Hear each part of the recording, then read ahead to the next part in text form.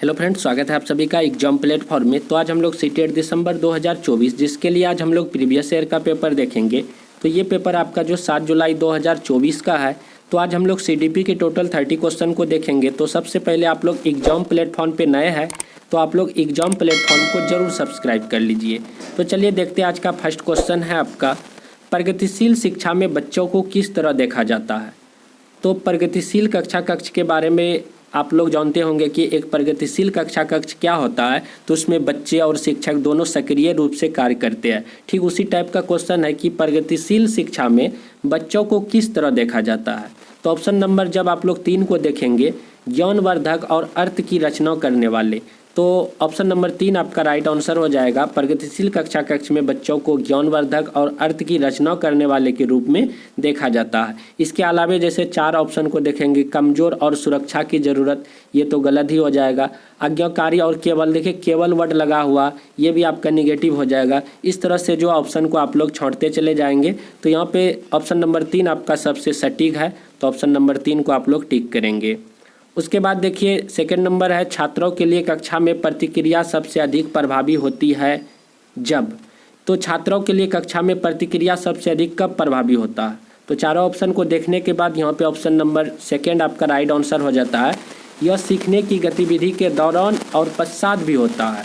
तो छात्रों के लिए जो है कक्षा में प्रतिक्रिया सबसे अधिक जो प्रभावी होता है वह सीखने के गतिविधि के दौरान भी और उसके बाद भी होता है। तो ऑप्शन नंबर 2 को आप लोग टिक करेंगे। उसके बाद देखिए अभिकथन और कारण से रिलेटेड क्वेश्चन है आपका। अभिकथन ए में बोला जा रहा है, किशोरावस्था के दौरान जेंडर अपेक्षाओं के अनुरूप स्त्रीत्व और पुरुषत्व की परंपराओं का पालन करने के लिए दबाव बढ़ जाता है। ठीक, तो ये बात तो आपका बिल्कुल सही है। किशोरावस्था के दौरान जो है जेंडर अपेक्षाओं के अनुरूप स्त्रीत्व और पुरुषत्व की परंपराओं का पालन करने के लिए दबाव क्या हो जाता है, काफ़ी ज़्यादा बढ़ जाता है। तो यहाँ पे अभिकथन आपका सही है। उसके बाद कारण में क्या है, जेंडर भूमिकाएं जैविक रूप से निर्धारित की जाती है, ये आपका गलत हो जाएगा। तो इसीलिए आपका जो है कि यहाँ पे अभिकथन सही हो जाएगा और आपका कारण गलत हो जाएगा। तो आपका ऑप्शन नंबर कितना सही हो जाएगा, अभिकथन सही है और आपका कारण गलत है। तो ऑप्शन नंबर 3 को आप लोग टिक करेंगे। तो ऑप्शन नंबर 3 आपका बिल्कुल राइट आंसर हो जाएगा। तो क्वेश्चन नंबर 4 है आपका, सुनीता एक 12 वर्षीय लड़की विशेष संगीतीय क्षमता रखती है। उनके माता पिता दोनों ही निपुण गायक हैं और वे सुनीता को अपनी आवाज़ को बेहतर करने के लिए प्रशिक्षण कक्षा में भेज रहे हैं। सुनीता की यह क्षमता संभावित रूप से किन कारकों की अंतःक्रिया का परिणाम है। देखिए सुनीता एक 12 वर्षीय लड़की है और वह जो है गायन क्षमता रखती है। उनके माता पिता दोनों गायक में मतलब कि गायन में निपुण है और वे सोचते हैं कि मेरे बच्चे जो है और इससे बेहतर कर पाए, तो इसके लिए उसे जो है ट्रेनिंग मतलब कि कक्ष में भेज रहे हैं। तो सुनीता की यह क्षमता संभावित रूप से किन कारकों की अंतःक्रिया का परिणाम है, आपको बताना है। तो यह जो है आनुवांशिकता और वातावरण आपका बिल्कुल राइट आंसर हो जाएगा। तो उनके जो माता पिता का जो जेनेटिक गुण है वह बच्चे में आएगा और वहाँ का जो इन्वायरमेंट वातावरण है वह भी यानी कि इफेक्ट डालेगा। तो आनुवांशिकता और वातावरण आपका ऑप्शन नंबर 3 आपका बिल्कुल राइट आंसर हो जाएगा। उसके बाद देखिए क्वेश्चन है आपका, संवेदनशील अवधि वह समय अवधि होती है जिसके दौरान कुछ डैश विशेष रूप से सामान्य विकास के लिए महत्वपूर्ण होती है। तो संवेदनशील अवधि जो है आपका समय अवधि वह होती है जिसके दौरान जो है पर्यावरणीय कारक क्या हो जाएगा, पर्यावरणीय कारक विशेष रूप से सामान्य विकास के लिए महत्वपूर्ण होती है। तो ऑप्शन नंबर 3 आपका राइट आंसर हो जाएगा। उसके बाद आपका विद्यार्थियों में समालोचनात्मक चिंतन को विकसित करने के लिए एक शिक्षक को क्या करना चाहिए। तो बच्चों में जो है समालोचनात्मक चिंतन का डेवलप हो सके, इसके लिए एक शिक्षक को क्या करना चाहिए। तो इसके लिए एक शिक्षक को जो है यहाँ पे चारों ऑप्शन को आप लोग जब देखेंगे तो चलिए फर्स्ट ऑप्शन को देखते हैं। देखिए इसमें केवल वर्ड लगा हुआ, तो ये क्या हो जाएगा, गलत हो जाएगा। उसके बाद देखिए विद्यार्थियों को उनके संदेह और सवाल पूछने के लिए हतोत्साहित, देखिए हतोत्साहित वर्ड आ गया तो ये नेगेटिव हो जाएगा। ठीक, ऐसे सवाल से बचना, देखिए बचना चाहिए, ये गलत हो जाएगा, ये जो है नेगेटिव हो जाएगा। बच गया कौन, ऑप्शन नंबर 3, ऐसे सवाल देने चाहिए जिसमें निष्कर्ष और व्याख्याएं शामिल होती है। तो ऑप्शन नंबर 3 आपका बिल्कुल राइट आंसर हो जाएगा। इस तरह के सवाल देने से बच्चों में समालोचनात्मक जो थिंकिंग होता है काफ़ी ज़्यादा डेवलप करेगा। तो ऑप्शन नंबर 3, इस तरह से ऑप्शन को आप लोग जो है छांटते चले जाएंगे। तो ऑप्शन नंबर 3 को आप लोग टिक कीजिएगा। उसके बाद देखिए एक शिक्षिका खुद से पूछती है, एक शिक्षिका खुद से पूछती है मैं ऐसे अनुभव कैसे प्रदान कर सकती हूँ जिसमें छात्रों को पर्यावरण में विभिन्न प्रकार की वस्तुओं को वर्गीकृत करने और उनकी वर्गीकरण के स्कीमों का विश्लेषण करने की आवश्यकता हो। वह छात्रों में किस बुद्धिमत्ता को बढ़ावा देने की कोशिश कर रही है। तो यहाँ पे जो है एक शिक्षिका खुद से पूछती है कि मैं ऐसे अनुभव कैसे प्रदान कर सकती हूँ जिसमें छात्रों को पर्यावरण में विभिन्न प्रकार की वस्तुओं को वर्गीकृत करने और उनकी वर्गीकरण के स्कीमों का विश्लेषण करने की आवश्यकता हो। तो यहाँ पे निश्चित तौर पे किस प्रकार का बुद्धिमत्ता का बोध होगा, तो यहाँ पे जो है प्राकृतिक बुद्धिमत्ता आपका बिल्कुल राइट आंसर हो जाएगा। तो ऑप्शन नंबर 3 को आप लोग टिक कीजिएगा। उसके बाद आगे आपका महारत हासिल करने के लक्ष्य निर्धारित करने से छात्र की अभिप्रेरणा और योग्यता के बारे में विचार कैसे प्रभावित होते हैं। तो आप लोग जैसे चारों ऑप्शन को देखिएगा, जैसे ऑप्शन नंबर 4 में है तो यहाँ पे बाहरी अभिप्रेरणा और विश्वास को दर्शाता है, ये तो आपका गलत हो जाएगा। बाहरी अभिप्रेरणा और विश्वास को दर्शाता है, ये भी गलत हो जाएगा। होगा तो आपका ऑप्शन नंबर 1 या 2। तो ऑप्शन नंबर 2 देखिए आपका क्या है, यह अक्सर योग्यता और वृद्धिशील दृष्टिकोण में बढ़ी हुई आंतरिक अभिप्रेरणा और विश्वास को दर्शाता है। तो ऑप्शन नंबर 2 आपका बिल्कुल राइट आंसर हो जाएगा। तो ऑप्शन नंबर 2 को आप लोग टिक कीजिएगा।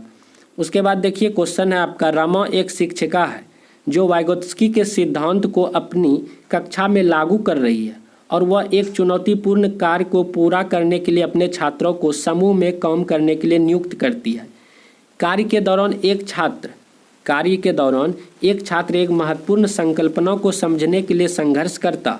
रमा के लिए इस छात्र को मदद करने का सबसे प्रभावी तरीका क्या होगा, आपको बताना है। फर्स्ट ऑप्शन है छात्र को समस्या का उत्तर प्रदान करे ताकि समूह आगे बढ़ सके।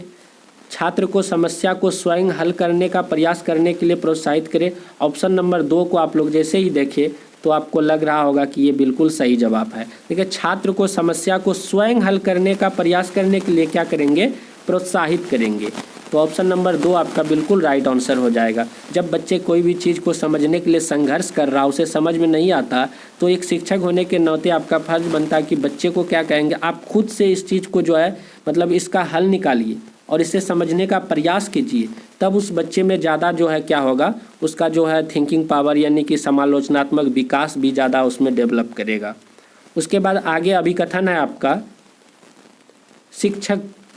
शिक्षकों को विद्यार्थियों के बीच बहस, चर्चा और सहयोग प्रोत्साहित करना चाहिए। बिल्कुल सही बात है।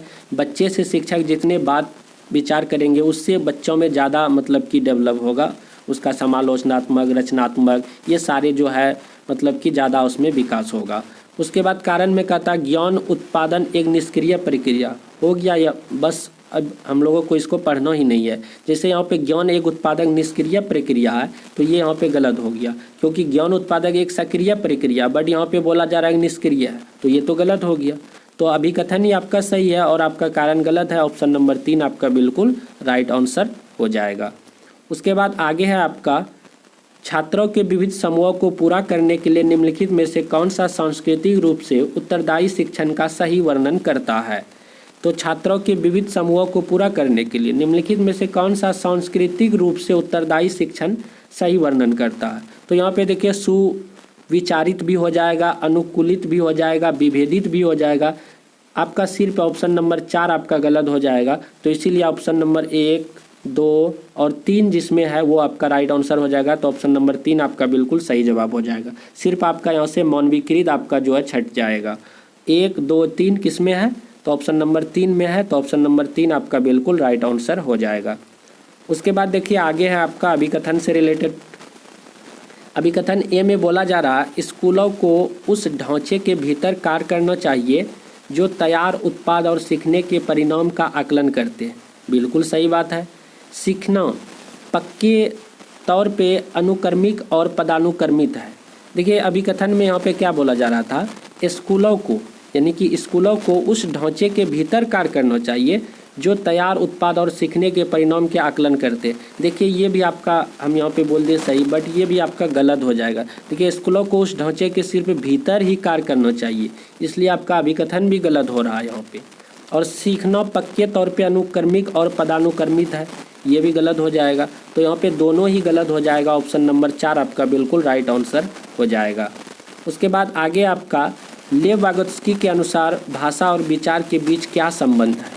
तो लेव वागोत्स्की के बीच जो है भाषा और विचार में क्या संबंध है आपको बताना है। तो ये दोनों जो है आपका जो जटिल विनिमय प्रक्रिया हो जाएगा। तो ये दोनों आपस में एक जो है जटिल प्रक्रिया है, ऑप्शन नंबर 4 को आप लोग टिक कीजिएगा। उसके बाद हम लोग 15 नंबर क्वेश्चन देखेंगे, निम्नलिखित में से कौन सा सही सुमेलित युग्म है। तो आपको बताना है कि इन 4 ऑप्शन में कौन सा सही है। तो यहाँ पे ऑप्शन नंबर 2 देखिए, मानक संदर्भित मूल्यांकन क्या होता है, साथियों के प्रदर्शन की तुलना करता है। ये आपका बिल्कुल सही यहाँ पे बोला जा रहा है। जो मानक संदर्भित मूल्यांकन होता है वह जो है साथियों के प्रदर्शन की क्या करता है, तुलना करता है। तो इस तरह से ऑप्शन नंबर 2 आपका राइट आंसर हो जाएगा। तो इस तरह से टोटल हम लोग 15 क्वेश्चन किए, जो रेस्ट आर 15 बचा अगले पार्ट पे हम लोग देख लेंगे। तो आप लोग अभी तक सब्सक्राइब नहीं किए तो प्लीज़ सब्सक्राइब भी कर लीजिए। तो चलिए मिलते हैं अगले वीडियो पे। जय हिंद, जय भारत।